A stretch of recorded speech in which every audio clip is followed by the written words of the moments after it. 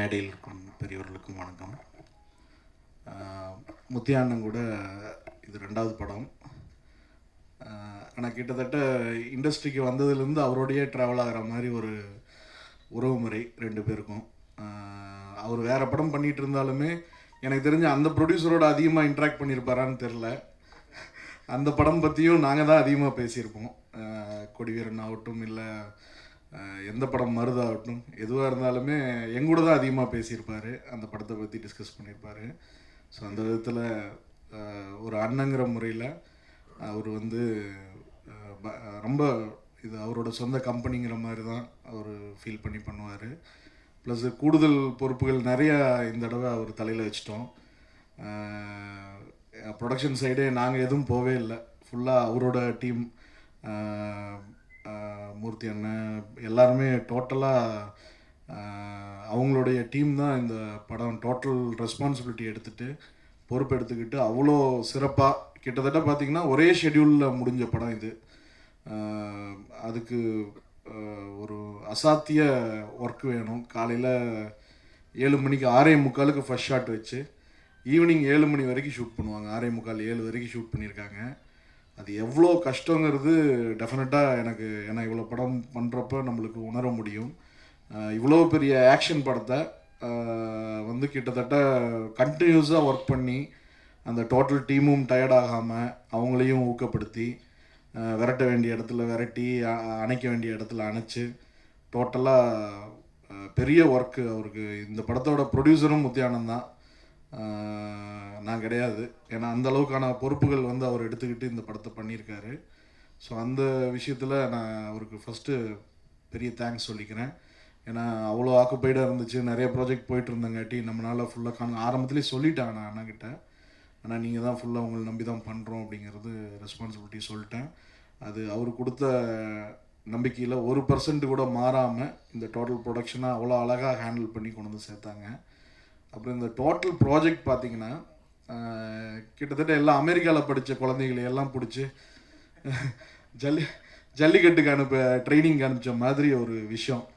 ஏன்னா டெக்னீஷியன்ஸ் பார்த்தீங்கன்னா சக்தி சரவணன் சார், அவங்க டோட்டலாக வெங்கட் பிரபு சாரோட, ராஜேஷ் சாரோட ஃபுல்லாக city based stylish film making படங்கள் பண்ண ஒரு கேமராமேன்.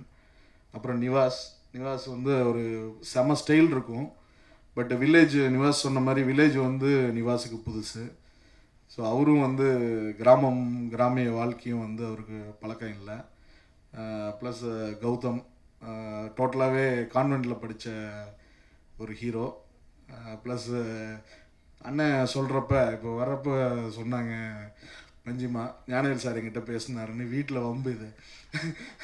ஆக்சுவலாக மஞ்சிமாவை திரும்ப திரும்ப கேட்டது வந்து, சார் கௌதமேன ஹீரோயின் சார், கௌதமேன ஹீரோயின் சார்னு மறுபடியும் ஆப்ஷனை யோசிக்க விடாமல் முத்தியானந்த் தான் வந்து இந்த படத்துக்கு அண்ணே எப்படின்னா இருக்கும், ஃபுல்லாக சிட்டி படம் தான் பரவாயில்ல, எப்படின்னா இருக்கும் அப்படின்னா, இல்லை நீங்கள் சூப்பராக பண்ணிடலாம் சார், அது நம்ம வீட்டு புள்ள மாதிரியே இருக்குது அப்படின்னு சொல்லிட்டு திரும்ப அவர் தான் கேரக்டருக்கு கரெக்டாக இருக்கும்னு சொல்லிட்டு இது பண்ணது.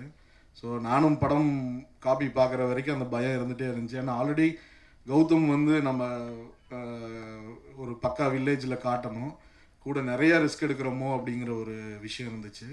ஸோ அதெல்லாம் இல்லாமல் டோட்டலாக கம்ப்ளீட் சேஞ்ச் பண்ணி காட்டிட்டார். ப்ளஸ்ஸு இப்போ ஃபஸ்ட்டு இங்கே மேடையில் இன்றைக்கி ஃபங்க்ஷனுக்கு வர முடியாதவங்கள பற்றி பேசிடுறேன், ஏன்னா விடுபட்டு போயிடும். சக்தி சரவணன் சார் கேமராமேன், மிகப்பெரிய ஒர்க்கு இந்த படத்தில். அவருக்கு புது களம் இது, ஆனால் பின்னி எடுத்திருக்காரு, ரொம்ப ரியலிஸ்டிக்காக சூப்பராக பண்ணியிருக்காரு. ப்ளஸ் இந்த படத்துக்கு இன்னொரு கூடுதல் பலம் வந்து சூரியண்ணன். இன்றைக்கி வந்து அவர் 5 ஸ்டார் ஹோட்டலில் சாப்பிட்ற மாதிரி காஸ்ட்லி ஆகிட்டார். அப்புறம் நான் ஜென்ரலாக ஃப்ரெண்ட்லியாக அப்பப்போ மீட் பண்ணுறப்ப பேசிகிட்டு இருக்கிறப்ப, என்னண்ணே முத்தியாண்ணன் படம் என்னென்ன நான் சொன்னேன், அண்ணன் இந்த மாதிரி இருக்குது, உங்களையெல்லாம் அஃபோர்ட் பண்ண முடியுமான்னு எனக்கு தெரியல, உங்களுடைய காஸ்ட் வந்து என்னால் தர முடியுமான்னு எனக்கு தெரியல அப்படின்னேன்.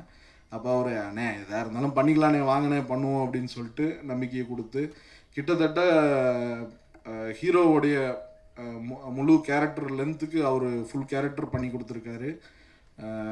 அதுக்கு அவருக்கு இந்த நேரத்தில் நான் நன்றி தெரிவிச்சுக்கிறேன். அவரோட இன்புட்டு ரொம்ப முக்கியம்.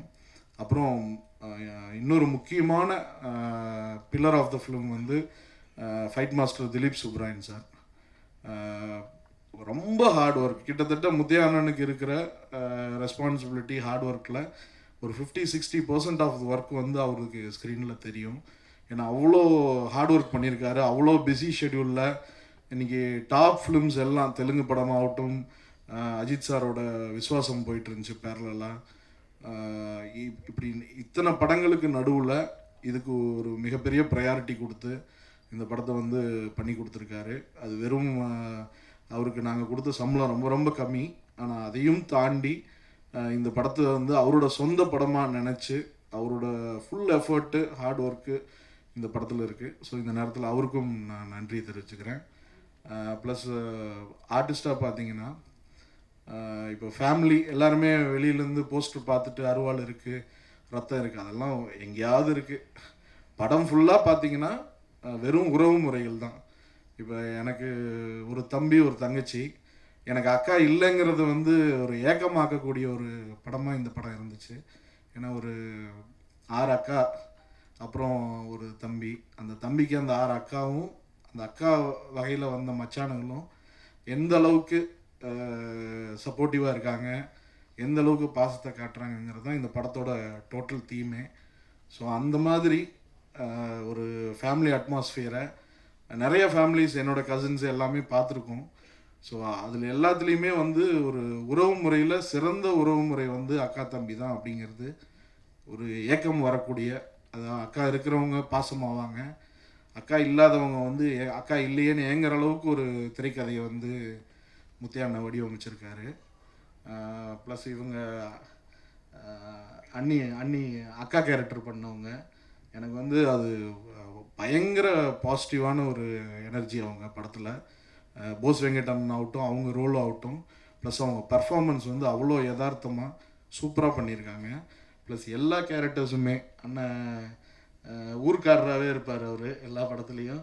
அப்புறம் வேதராமூர்த்தி அண்ணன், அவர் சொன்ன மாதிரி அந்த டோட்டல் கதையே வந்து அவர் பேஸில் தான் நடக்கும், அவரோட இதில் தான் இருக்கும். ப்ளஸ் அண்ணன் வந்தாவே அது ஒரு பெரிய பாசிட்டிவிட்டின்னு எனக்கு மைண்டில். ஏன்னா என்னுடைய படங்களில் அவரோட ஒர்க் பண்ண எல்லா படங்களுமே பெருசாக பேர் வாங்கி கொடுத்துருக்கு, நல்லா போயிருக்கு எல்லாமே. ப்ளஸ் தலைவர் நல்லா பண்ணியிருக்காரு. அப்புறம் கிட்டத்தட்ட பார்த்திங்கன்னா கௌதம் கார்த்திக் வந்து நம்மளுக்கு ரொம்ப ஒரு ஃபேமிலி மாதிரி, அவ்வளோ ஒரு சின்சியர் ஹார்ட் ஒர்க்கு, எப்போ பார்த்தாலும் ஒரு பாசிட்டிவ் எனர்ஜி. அது என்ன சுச்சுவேஷனாக இருந்தாலும், எவ்வளோ அவர் சோர்ந்து இருந்தாலும், ஷூட்டிங் முடிஞ்சு நான் ஒரே நாள் தான் ஷூட்டிங் போயிருந்தேன். ஷூட்டிங் ஃபுல் டயர்டில் வந்தார், பட் இருந்தாலும் அந்த ஃபுல் எனர்ஜியோட கூட உட்காந்து எல்லாம் பேசி, ப்ளஸ் அவ்வளோ ஹார்ட் ஒர்க் பண்ணியிருக்காரு படத்தில். நீங்கள் படம் பார்த்தீங்கன்னா தெரியும், அவ்வளோ அவருடைய ஹார்ட் ஒர்க் அவ்வளோ இருக்குது. முத்தையா அண்ணன் வந்து கரெக்டாக யூஸ் பண்ணியிருக்காப்புல கௌதமை. இந்த படம் வந்து அவருக்கு கெரியர் வைஸ் ஒரு மிகப்பெரிய டர்னிங் பாயிண்ட்டாக இருக்கும். கண்டிப்பாக மிகப்பெரிய லெவலுக்கு போகக்கூடிய, அதுக்கு தகுதியான ஒரு ஹீரோவாக தன்னை நிலைநிறுத்திக்கிறதுக்கு தேவராட்டம் வந்து கண்டிப்பாக அவருக்கு பயன்படும்னு நான் நினைக்கிறேன். ப்ளஸ் இப்போ இன்னொரு படமும் அனௌன்ஸ் பண்ணியிருக்கோம் நர்த்தன் டைரக்ஷனில், எஸ்டிஆர் அண்ட் கௌதம் காம்பினேஷனில்.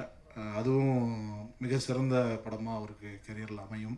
ஆஃப்டர் தேவராட்டம் அவருக்கும் பெரிய ப்ளஸ் அமையும்னு நான் நம்புகிறேன்.